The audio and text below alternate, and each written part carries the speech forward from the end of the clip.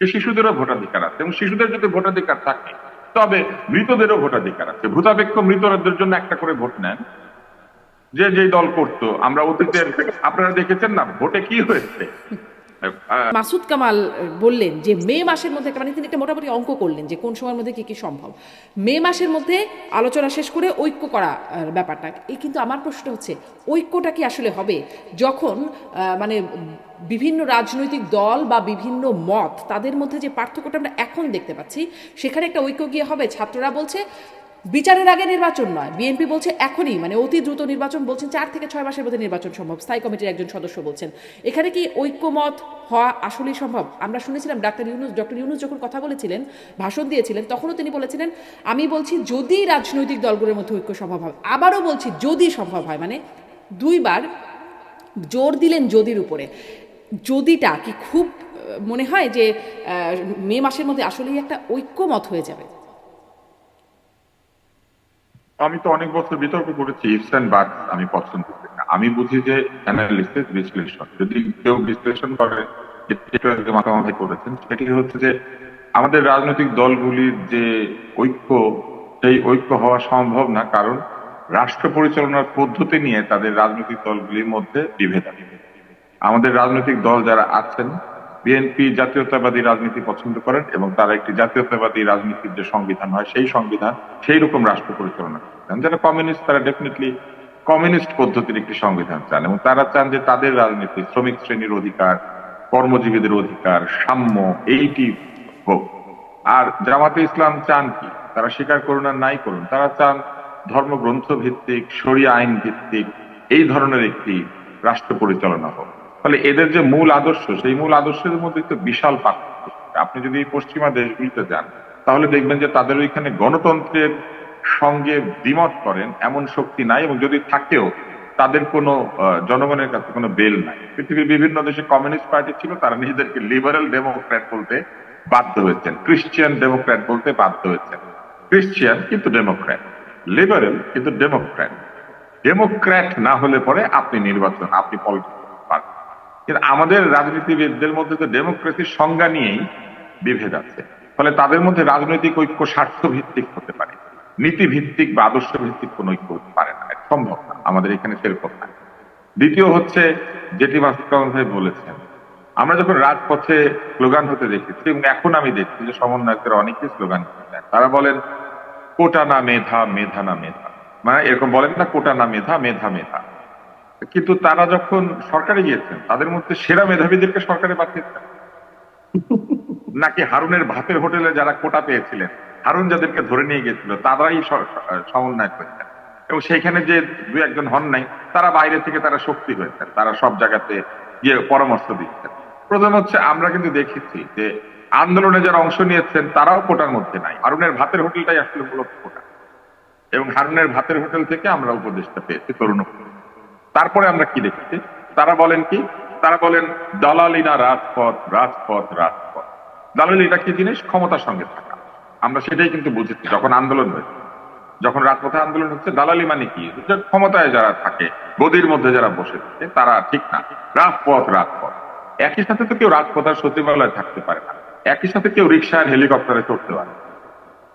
ফলে দালালি না রাজপথ, রাজপথ আমি দেখলাম যে রাজপথ ছেড়ে বরং সকলেই ক্ষমতার অংশ, কমিটির অংশ, সংবিধান সংস্কার, স্বাস্থ্য সংস্কার, এই কমিটি সেই কমিটি। এরই মধ্যে কিছু লোক দাবি করেছেন বাংলাদেশের সকল জায়গাতে তরুণ সদস্য থাকে। তৃতীয় যেটি, সেটি সবচেয়ে হাস্যকর, বাংলাদেশ সহ আরো অনেকগুলি রাষ্ট্র জাতিসংঘ শিশু অধিকার সনদে স্বাক্ষর করেছে, এবং জাতিসংঘ শিশু অধিকার সনদে পরিষ্কার বলা আছে 18 বছরের নিচে সকলেই শিশু। এখন বাংলাদেশ যদি সংবিধান সংস্কার কিংবা নির্বাচনী সংস্কারের নামে শিশু ভোট চালু করতে চায়, আমার প্রশ্ন 17 কেন, 16 না কেন, 16 কেন, 15 না কেন, 15 কেন, 14 না কেন? শিশু তো সবাই, আপনি কেন শুধু 17 পর্যন্ত? 17-র কোটা কেন? 16-র কোটা নাই কেন? 15-র কোটা নাই কেন? 12-র কোটা নাই কেন? জন্মমাত্র ব্যক্ত করে অধিকার সুতীব্র চিৎকারে, ওই চিৎকারকে ভোট হিসেবে কেন গণ্য করা হবে না? সুকান্ত বলে গেছেন যে এই পৃথিবীতে এই শিশুকে বাস দেবে, এইটাই নাকি শিশুর চিৎকারই নাকি তার অধিকারের দাবি। ফলে যে শিশু যে দলের নাম শুনলে চিৎকার করবে, সেটাকে ভোট হিসেবে নিতে হবে। সামনে কি আপনি বলবেন আওয়ামী লীগ, সে ধরেন করলো, ওকে এটা তার ভোট। এই ধরনের হাস্যকর প্রস্তাব মনের ভুলেও তো বের হতে পারে না কারো কাছে, কিন্তু এটা হচ্ছে। এবং এগুলো যে হচ্ছে, এটা হলে কিন্তু আমরা সমালোচনা করলে আমাদেরকে বলা হচ্ছে আমরা লুকিয়ে থাকা পৃথক। ওনারা প্রেতাত্মা বিশ্বাস করে, আসল আত্মা সামনে দিয়ে ঘুরে বেড়ায়, আগুন ধরায়, কিন্তু যখন আগুন ধরায় আগের মতো রাজনৈতিক ভাষায় তারা বলেন লুকিয়ে থাকা প্রেতাত্মা। প্রেতাত্মা ভাই লুকিয়ে থাকে। আপনি কখনো রাস্তা দিয়ে প্রেতাত্মাকে হাঁটাহাঁটি করতে দেখেছেন? দেখেন। আমার যেটা খুব অদ্ভুত লাগে সেটা হচ্ছে যে রাজনীতির যে রেটরিক সেটাই বদলাতে পারে নাই এই সংস্কার। আমরা রাজনীতির মাঠে যে ধরনের ভেগ সব কথাবার্তা শুনতাম, মরহুম আকবর আলী খান তিনি বলতেন, আমার অনুষ্ঠানে এসে বলেছিলেন ভেগোলজিক্যাল স্পিচ। ভেগোলজিক্যাল স্পিচ কি? যেটা শুনলে আপনি কিছুই বুঝবেন না, আবার অনেক কিছুই বুঝবেন। যেমন আমি এখন আপনাকে ভেগোলজিটা বুঝিয়ে দিই যে এই যে সংস্কার, এই সংস্কারের সঙ্গে গণতন্ত্র এবং সমাজতন্ত্র এবং তার সঙ্গে যে পুঁজিবাদ এবং পুঁজিবাদের সাথে সাম্যবাদ এবং সবকিছু মিলিয়ে যে শরিয়া আইন এবং শরিয়া বিরোধী যে এক ধরনের অজ্ঞবাদীদের ধারণা রয়েছে, সব ধারণাকে এক জায়গায় করে এমন একটা সিদ্ধান্ত আমাদেরকে নিতে হবে যেখানে জনগণ এবং জনগণের বিরোধী শক্তি তারা সকলেই এক জায়গায় এসে, বিরোধীরা দূরে সরে যাবে, জনগণ শক্তি পাবে। কিন্তু জনগণকেও বিচার বিবেচনা নিতে হবে যে শিশুদেরও ভোটাধিকার আছে, এবং শিশুদের যদি ভোটাধিকার থাকে তবে মৃতদেরও ভোটাধিকার আছে। ভূতাপেক্ষ মৃতদের জন্য একটা করে ভোট নেন, যে যে দল করতো। আমরা অতীতের আপনারা দেখেছেন না ভোটে কি হয়েছে, কি বলে যে অটো পাশে কি হয়েছে? অটো পাশে হয়েছে যে তাদের এসএসসি পরীক্ষা এবং অন্যান্য পরীক্ষার যে রেজাল্ট সেটাকে একটা বিবেচনা করে তাদেরকে পাস দিয়ে দেওয়া হয়েছে। দেওয়ার পরে যে 2-1% ফেল করেছে তারাও এসে বলেছে এটা করা যাবে না, আমরাও পাস করব। তো সেরকম আমরা তো জানি অতীতে কে কোনখানে ভোট দিয়েছে, কে কোন দলে ছিল, যারা চিহ্নিত। ধরেন বিএনপির অনেক নেতা মারা গিয়েছেন, আওয়ামী লীগের অনেক নেতা মারা গেছে, জামাতের অনেক নেতা মারা গেছে, তাদের ভোটগুলিও কাউন্ট করতে হবে, কারণ তা আমরা তো জানি তারা এখানে ভোট দিচ্ছেন।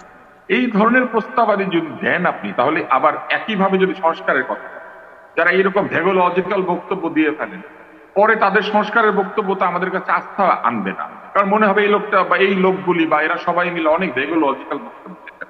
আপনি আমাকে বলেন রাহাত ফতেহ আলী খানের কনসার্টে গিয়ে কেন কোটা না মেধা মেধা বলতে হবে? আপনি যদি বলেনি তাহলে বাংলাদেশের মেধাবী শিল্পীদেরকে বাদ দিয়ে আপনি কোন কোটায় রাহাত ফতেহ আলীকে এনে এইখানে অনুষ্ঠান করেন? এটা কোন কোটা? আন্তর্জাতিক কোটা? কোটা না মেধা মেধা মেধা, তাহলে আমাদের মেধাবী শিল্পীরা নাই কেন? আমাদের নাই কেন? আমাদের এই যে ন্যান্সি নাই কেন, যে কিনা যে ভুবন ডাঙ্গার হাসি গান গেয়েছে? আমাদের অন্যরা নাই কেন? ওইখানে কেন ফতেহ আলী? আপনি খুব সুন্দর হিন্দিতে গান গাইছেন, আপনি সামনের সারিতে বসেছেন, সামনের সারির টিকিটের দাম কত? আপনি টিকিট ফ্রি পেয়েছেন নাকি পয়সা দিয়ে কিনেছেন? আমি প্রশ্ন করতে পারি না? আমি জীবনও এই সামনের সারির টিকিট কাটতে পারি? জীবনে না, কারণ এত টাকা দিয়ে আমি টিকিট কেটে কনসার্ট দেখবো, আমার সেই সঙ্গতি নাই, সঙ্গতি থাকলে ইচ্ছা নাই। কিন্তু আমি দেখলাম যে ছোট ছোট বাচ্চারা এরা সব সামনে বসেছেন এবং সামনে বসে সোফায় বসে বসে তারা এটা দেখছেন। এই কাজ তো পলক করতো, এই কাজ তো আমরা দেখেছি আগে স্বরাষ্ট্রমন্ত্রী শাহরুখ খানের কনসার্টে গিয়ে উনি মাটিতে বসে পড়েছিলেন সমস্ত লোকজন সহ। আমরা এরকম ভিডিও দেখেছি যে প্রায় শিশু বয়সী একজনের সঙ্গে এমন অঙ্গভঙ্গিতে একজন কনসার্ট দেখছেন যেটা আমাদের সংস্কৃতির সঙ্গে যায় না। এটাও কি সংস্কার? কই, এত যে শরিয়াত যারা কথা বলেন, এত সুন্নার কথা বলেন, এত হাদিস কোরআনের কথা বলেন, আপনাদের কাউকে তো দেখলাম না একটা বক্তব্য দিলেন যে প্রকাশ্যে এই ধরনের একটা আচরণ হচ্ছে সবার সামনে, এটা ঠিক না বেঠিক? আমার কথা খুবই পরিষ্কার, যদি কেউ কোনো বক্তব্য দেন দায়িত্ব নিয়ে দিতে হবে। দ্বিতীয় হচ্ছে যে দায়িত্ব নিয়ে বক্তব্য দেন তাহলে সেই বক্তব্যকে কাজে প্রমাণ করতে হবে। আর যদি দায়িত্ব এবং কর্তব্য দুটোর কোনোটাই আপনারা না নেন, তাহলে বলতে হবে যে যারা এই দেশ অতীতে চালিয়েছে তাদের হাতেই সংস্কারের দায়িত্ব এবং রূপরেখা তুলে দিয়ে তাদের উপরে বরং চাপ সৃষ্টি করেন যাতে তারা জনগণের দাবি অনুযায়ী সংস্কার করেন। আমার কথা খুবই পরিষ্কার। এবং আমি যেহেতু সারা জীবন বিতর্ক করেছি, self defeating argument, self contradictory argument, এক ধরনের আর্গুমেন্ট যেটা টটোলজিক্যাল, এইসব আর্গুমেন্ট দিয়ে এই সংবিধান সংস্কার করা, এইটা ওইটা ঠিক করা, এগুলা আসলে ঠিক হচ্ছে না। এবং ফেসবুকে গিয়ে কেউ খুব বিখ্যাত হয়ে গেলে তিনি আসলে, বা পত্রিকায় কয়টা কলাম লিখে উনি বিজ্ঞানী হয়ে গেলে, তাহলে পৃথিবীতে আইনস্টাইন সমস্ত থিওরি পত্রিকায় পাঠাত, প্রথম আলো, সমকাল, যায় যায় দিন, এইসব জায়গাতে, আমার দেশ, এইসব জায়গাতে আইনস্টাইনরা তাদের থিসিস পাবলিশ করে। প্রকৃত জ্ঞানী ব্যক্তিকে খুঁজে আনতে হয় ভাই। জ্ঞানী ব্যক্তি তার জ্ঞান নিয়ে বিভিন্ন জায়গায় সওদা করে, জ্ঞানী ব্যক্তি জ্ঞান মাথায় নিয়ে ফেরিওয়ালার মতো ঘুরে বেড়ায়, এটা হোক সমাজ।